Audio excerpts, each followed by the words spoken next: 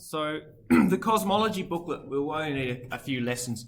As I might have said to this class or the other class, this is not in the test, but we need to get this done before the end of the year because it might appear in the waste. All right, I don't want you going in not knowing a few important things about cosmology and the universe. Just firstly, all of the learning outcomes are on the front. Okay, so I've started placing these on the front of the booklets. We need to make sure we're understanding about the evolution of the forces. They arrived in certain time sequences, and there was a question in the 2017. The 2017 exam about placing them in order. But the expansion we'll definitely do. We have covered that in year 10, but we can go a little bit beyond the year 10 level. And then with the standard model, probably we've already covered. So we just got to make sure we cover the first two in these few lessons. All right. Now, over the page, we need to talk about how large things appear in the sky. So we've got to look at arc, which is the sort of the angle from one point to another as you look in the sky. Within 1 degree, we're going to split a 1 degree into, dividing it by 60, and we'll call it an arc minute. So 1 arc minute is just 1 dash. All right. So your 60 dash is going to equal 60 dash equals 1 degree. Now, before we go even further into arc seconds, we're going to do an activity that requires me measuring the size of that yellow circle. And we are all going to stand 100 times the distance away. So if I want 10 meters as the back of the class, I basically want this to be 10 centimeters, all right? So I'm going to try and get this to 10 centimeters.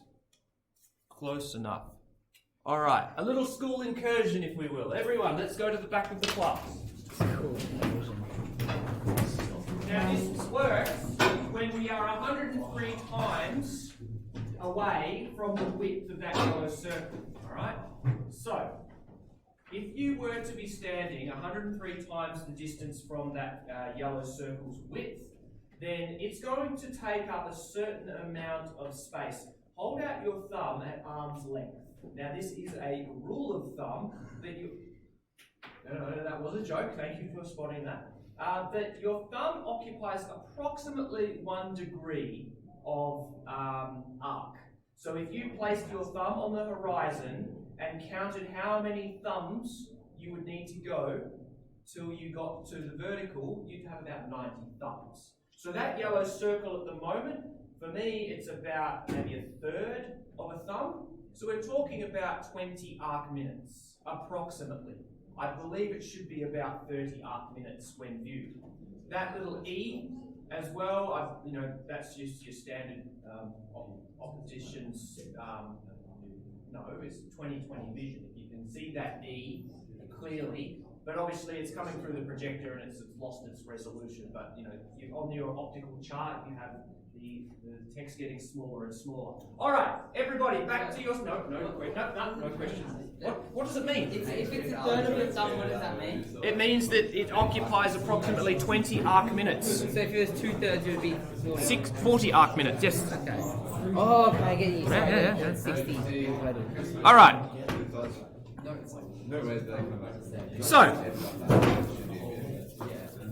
So let's get back to this. It's called a Snellen chart. There you go. I should have read that at the start. That E that we viewed, if it was clear, obviously, pixels on the projector. If you stood where we were then and you could see that E clearly, then you would have your 20/20 vision. That little circle, we weren't really at the human 20/20 visual acuity. You can't really see anything smaller to the naked eye than 1 arc minute. So imagine holding your thumb out, slicing your thumbnail into 60 equal divisions, then that's pretty much the limits of human vision. You wouldn't really be able to see anything smaller than 1/60th of a thumbnail, okay? Then you've got all of the planets. So if we look at Venus, that's how large Venus would appear in the sky. If we were standing back, we wouldn't really be able to make it out. We could see it as a little pinpoint of light reflecting it towards us.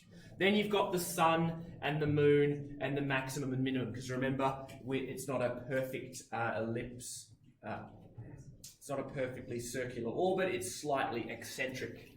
So let's just go back to an arc second. If we took 1 arc minute, which remember is about 1/60th of your thumbnail's width, held at arm's length, let's divide that into another 60. So 1 arc second equals 60 arc seconds. Wait a second, no, it doesn't. It's 1/60th of an arc second, which to a degree, I'm doing this in different ratios. We're basically saying it's going to be 1 over 60 squared. It's 1 over 3,600th of a degree. All right, this is getting really, really small. These arc distances, you really now need to be looking through telescopes to make out the small amount of arc in the sky. Okay. Let's put this into perspective using some simple trigonometry. So it doesn't matter where we do this.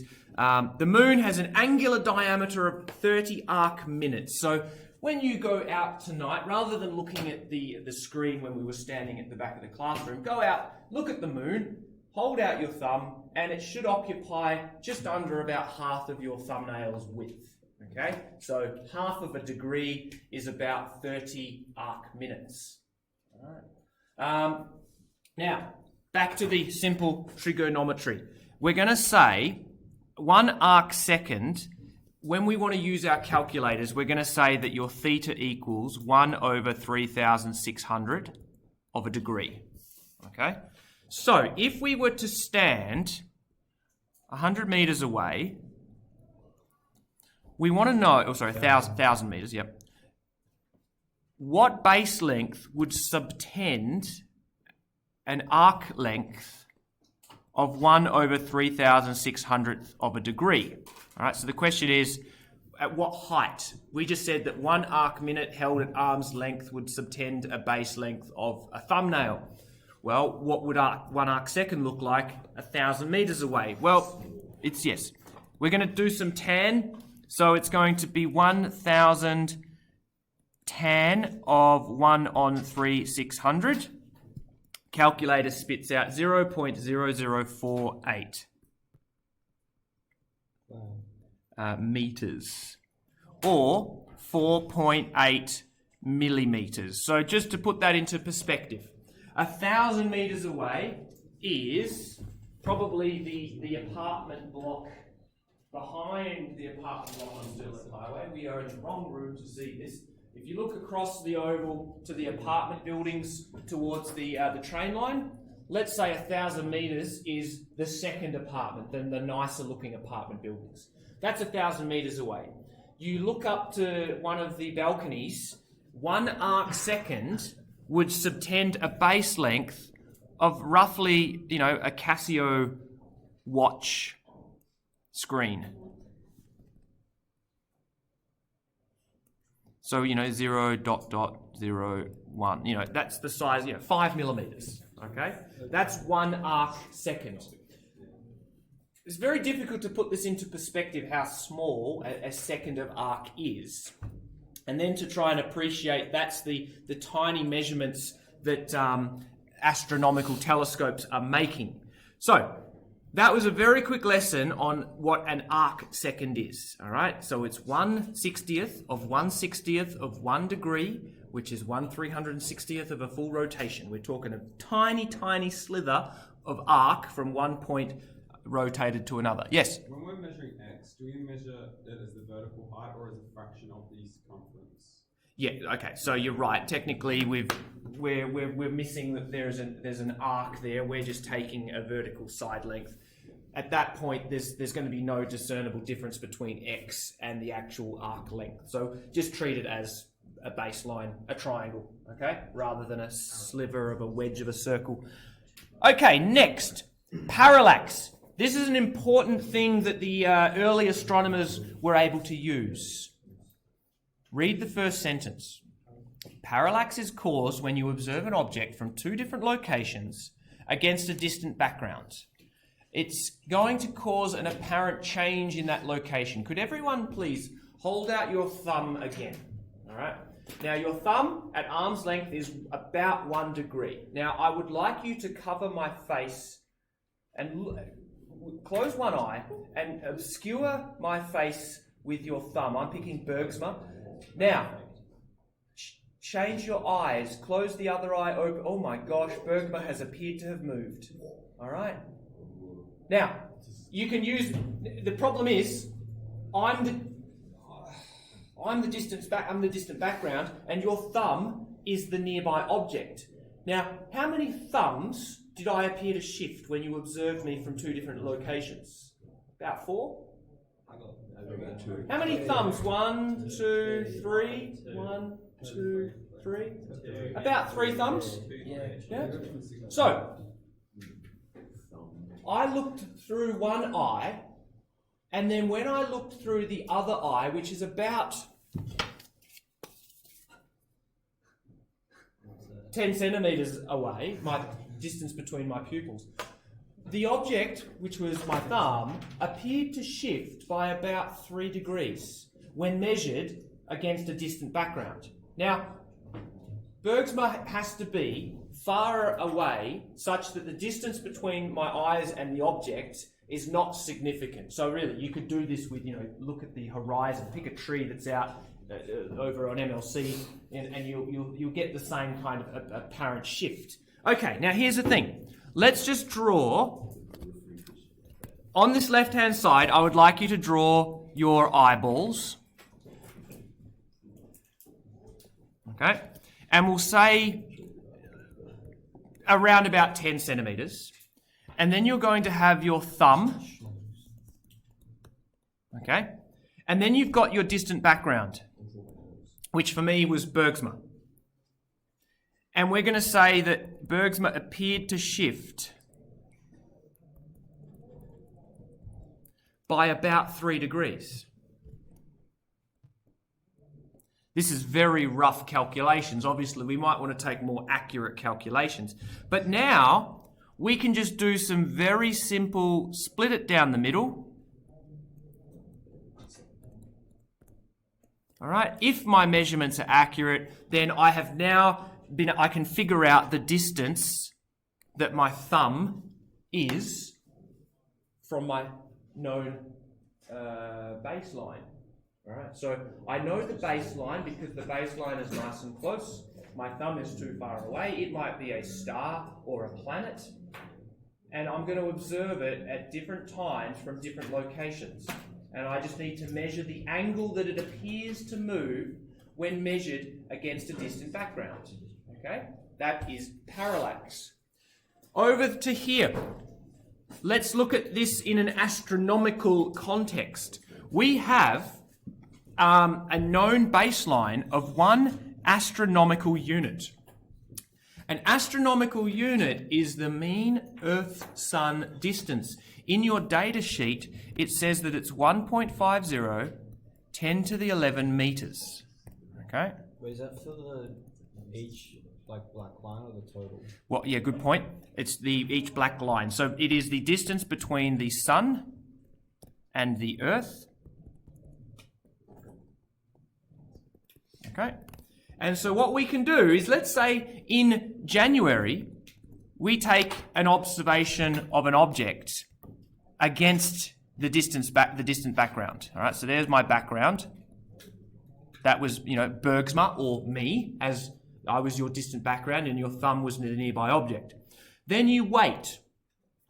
You wait for 6 months, and in 6 months' time, all right, you can be taking intermediate measurements, doesn't matter, but in 6 months' time, we know that we're now looking at a nearby object 3 by 10 to the 11 meters away. That's like looking through one eyeball and then looking through the other eyeball and looking at how the distant object appears to have shifted.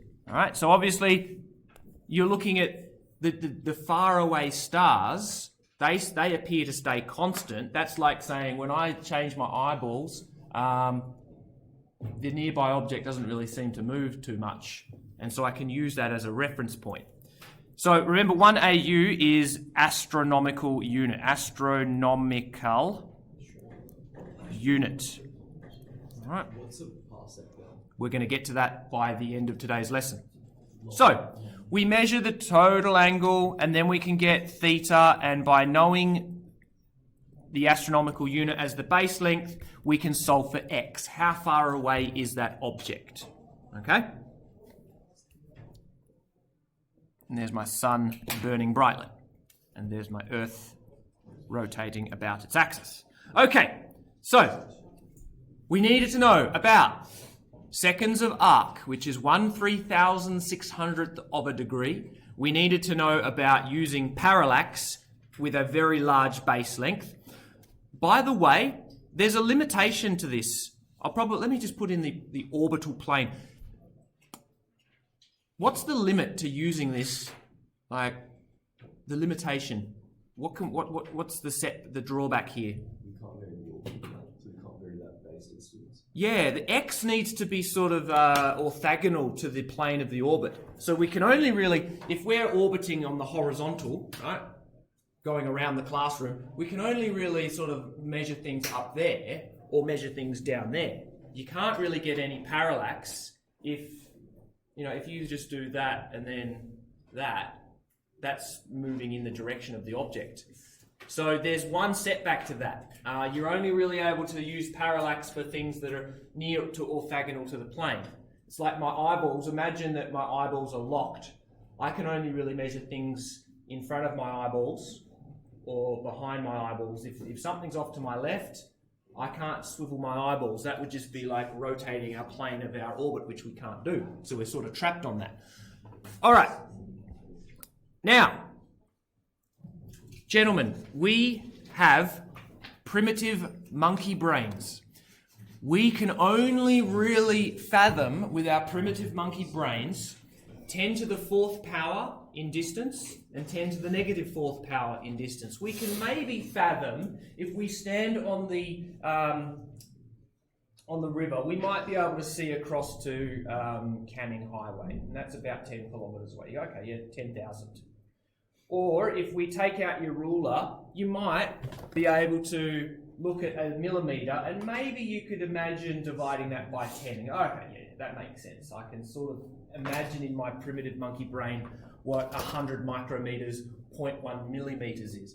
Anything outside of that, we lose all appreciation for how big it is. In science, we use scientific notation, and we say the Earth is 10 to the 27 kilograms. Wow. Our brains can't fathom how big that is, nor are we going to be able to fathom how huge this distance is. But I'm going to attempt to do an explanation. On the previous page, we said that an arc second, if we were 1,000 meters away, an arc second would be the size of a little Casio LCD screen. All right, your old Casio watch. Well, now let's put it into an astronomical term, which is a parsec. A parsec is how far away you would need to be, such that the baseline subtended by an arc second is not the size of a Casio watch screen, but is an astronomical unit. So you could do similar triangles. Follow my logic here. If I went 10,000 meters away, then an arc second would be 10 times the watch. It would be 4 centimeters. If I went 100,000 meters away, then it would be 40 centimeters. If I went 1,000,000 meters away, it would be 4 meters. How far away would I need to go so that it was the distance between the Earth and the Sun? All right, that's a parsec. All right, so this little angle here, see that little P? Let's just identify that as a parsec. Okay. And let's just do some trigonometry. I've got the little diagram below. We're going to use some some mathematics here. Now, I've pinched the Wikipedia factoid page of the parsec, but let's just do some mathematics very quickly. All right. I've left my base length in AU. Now, we could convert AU to, and in fact we will, but let's just leave it in AU for now. So 1 parsec equals 1 AU divided by tan of 1 3,600th. Right, so I've just done tan theta equals opposite over adjacent. Adjacent equals opposite divided by tan theta. And we get that you would need to be 206,265 astronomical units away so that the baseline subtended by 1 arc second is 1 AU. Well, let's just have a look. We've got that in our data sheet. We've got astronomical light years. Oh, while we're in the unit conversions, let's just get rid of the crappy imperial. We don't care about miles, so we don't need to worry about that.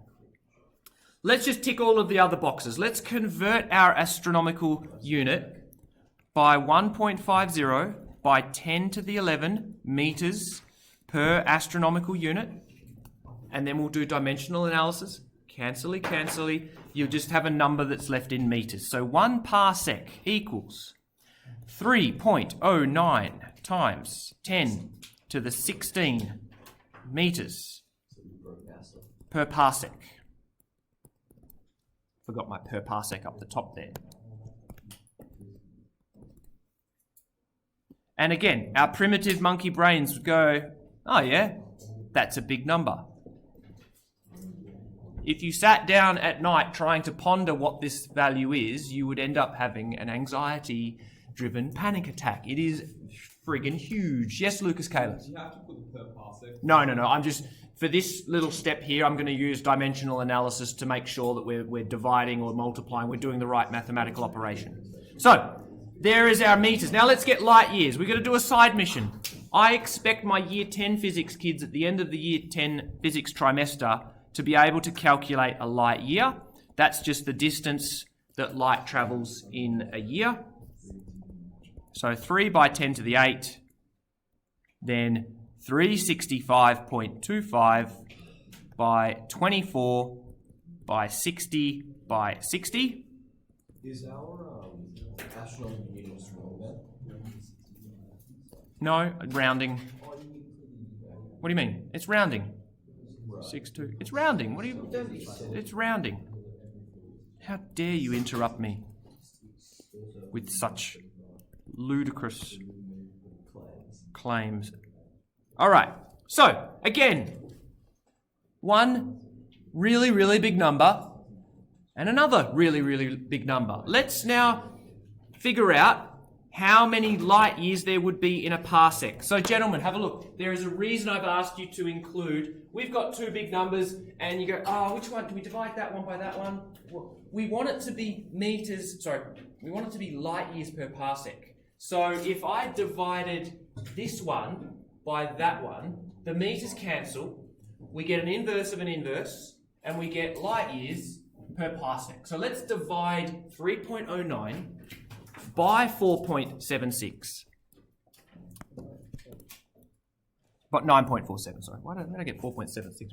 Divide that by 9.47 times 10 to the 15 meters for every light year, and we will then get 3.25. Yes, please do. Yes. Because it is significant. It will affect the third figure. We get 3.26 light years for every parsec that is travelled. Okay? So, another way to think about it. If you travelled away from the Earth and Sun system for travelling at the speed of light for 3.26 years and then suddenly stopped and turned around and looked back at where you left the distance between the Sun and the Earth would be 1/3,600th of your thumbnail's width in height, depending on which way the planes are aligned. It's very, very far away, and you'd be out there having an anxiety attack because you're trapped in the depth of space, and yet you wouldn't have gone very far, KK, because The universe is a lot bigger than that. Let's go over the page. Now, I think I got this correct. I think I Google searched the size. Our nearest star is the Sun, solar, trick question. And the second nearest star is Proxima Centauri. Alpha Centauri is a constellation, but it turns out that the stars, to us, they look close, but that's like saying that Ethan and Bergsma are next to each other, and Bergsma is just really, really small, and Ethan's just swole. All right, they're actually, the closest one is to 4.24 light years away. I'm pretty sure I got this from Wikipedia. Otherwise, I just made it up. If we were to look at our nearest star through a telescope, we would see the area subtended from the bottom of the star to the top of the star, 2 milliarc seconds. So let's take that one, 3,600th of a thumbnail, and now let's divide that again by 500. We're down to 2 milli. We've got to convert that into degrees, and it's not that hard. Here we go. You're going to write the following. Theta equals.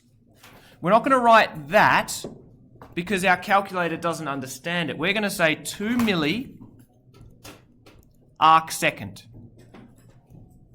You could then write it as 2 milli arc seconds. All right, that's what's going to go into your calculator when we throw in the degrees. So, our baseline, again, tan theta, opposite over adjacent. Opposite is going to be equal to 4.24 tan of 2 milliarc seconds. Now, this is going to give you a unit in light years. Now, we could have converted light years first. I'm going to convert it afterwards. So we get 4.11 10 to the negative 8 light years. Well, that's how long it would take light to travel across the diameter of the sun, of the star Proxima Centauri. So, okay, let's convert it. So we're going to go multiply by 9.47 by 10 to the 15 meters per light year. I'm not sure if I had that color-coded correct. Oh, I did have it color-coded correctly. Good work. Then cancel. We'll get it into units of meters, 3.89 by 10 to the 8 meters. Okay.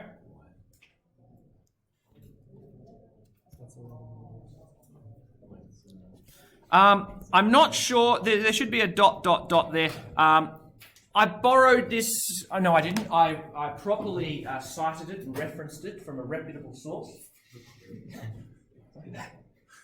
It's funny. All right. In preparation for your investigation that's due on Friday, I better make sure that I have my references correctly cited. Well, we have to have I steal a lot of stuff from the internet. So you're I believe they were saying that there's atmospheric aberration. When you're trying to look at stuff on the ground, the light has to travel through the atmosphere and its light is scattered and you don't get all of the information. So the best thing to do is go above the atmosphere. Put your telescopes into satellites and have them rotate around. Have them rotate in a plane such that the orthogonal to that plane of rotation points at what you want to look at. All right? And so if we have, oh, there's something interesting over there, let's have our satellite doing this so that every 6 months they can be taking measurements and measuring parallax. The most accurate, so Hipparchos satellite, named after an old Greek dude, measuring parallaxes to a precision of 0.97 milliseconds. Got stars up to 1,000 parsec away, so take that primitive monkey big number, multiply it by 1,000 and you've got another primitive monkey big number. The European Space Agency launched the Gaia satellite, which was going to measure distances to within 20 micro arc seconds. All right? In measurements as far as the galactic center, more on that in a moment, but let's figure out what that is in terms of baseline, x. So let's draw in our diagram, not to scale, because this angle here is going to be 20 micro arc seconds. All right? There's my object. This is the furthest distance that satellite could resolve. We're going to solve for x with our baseline here. Take your pick. Let's just leave it in meters. 1 astronomical unit is that many meters. Okay? So again, if you are confused, we're saying that's the sun and that's the earth, and we know the baseline, so let's find x. And obviously, we need a distant background because we're then going to measure the apparent change every 6 months. Okay? So that object is going to appear to wander. In fact, the ancient scientists called in the night sky, they used to see the stars would remain stationary and there would be these little glowing dots that would wander across the sky. What did they call them? Stars. No. Shooting stars. They called them planetos, which was the Greek word for wanderers. So they were seeing Venus and Mars and Mercury drifting across the sky. The others appeared to stay stationary. I don't know why I went off on that useless bit of information. These wanderers. Okay, let's solve for x if you haven't already. We're going to say x equals opposite over tan theta.